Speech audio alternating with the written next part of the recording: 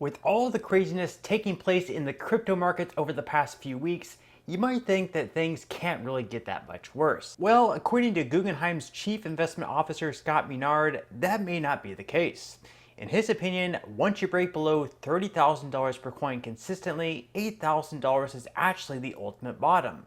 Now, if we see another drop all the way to $8,000 from its current price, that would be another 70% drop. He also says that most of these currencies are, quite frankly, just garbage.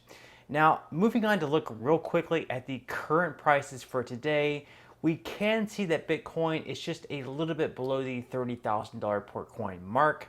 And then as far as the general crypto market goes, all the other coins, the top 10 at least, is about half green, half red. Right now, over the last 24 hours at least, Ethereum is also in the green, BNB is over 1%. So we are seeing some steady gains, which is a great sign that people are continuing to invest into Bitcoin and other cryptos, despite all the craziness that happened over the past few weeks with Luna. So people are still showing support. And if we pull up the overall chart here for Bitcoin, we can see that it is still showing support right at its current pace. However, if it does drop a little bit lower, if it does drop below that $29,000 mark, we don't really know how much lower it could go. It could potentially go down to the $20,000 mark before showing support once again. We just don't know. Now, it could bounce at any point in time. It could bounce up and we could see potentially new highs, or we could see it bounce back up to that $40,000 per coin mark.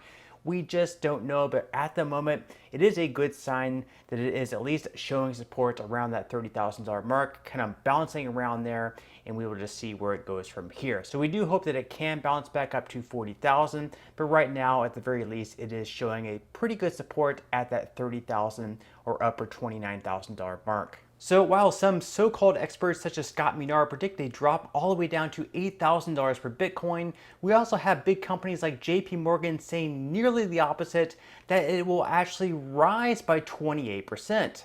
In a note on Wednesday, JP Morgan said that cryptos have overtaken real estate as one of its preferred, quote, alternative assets, at least those that don't fall into typical categories such as stocks and bonds. They also said that they were sticking to their view that 38,000 is the fair price for Bitcoin, which of course equates to being 28% higher than its current price.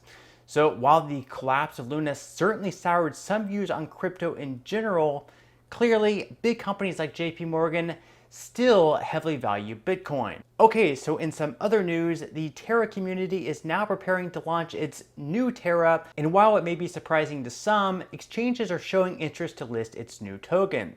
So at this point, HitBTC plans to make the new coin accessible on its platform on Friday, May 27th. Meanwhile, this new approach by Do Kwon is being rejected by South Korea's crypto exchange due to the fact that the Korean government is investigating Kwon and his business Terraform Labs. Exchanges have also informed Korean media that they are afraid to offer the token due to suspicions of theft by TFL and what's currently an ongoing police investigation. Regardless, Upbit, South Korea's largest exchange, is still willing to offer the new Terra coin, mainly believing that the airdrop will actually benefit Terra holders. Four other large exchanges in South Korea, however, have refused to list the new coin, those being Coin1, Kobit, BitHum, and GoPax. Okay, so on that note, I'm going to go ahead and wrap up this video. If you enjoyed the content in today's video and you would like to see more like it, I would greatly appreciate you giving this video a like and also subscribing to my YouTube channel. And until next time, stay wealthy, my friends.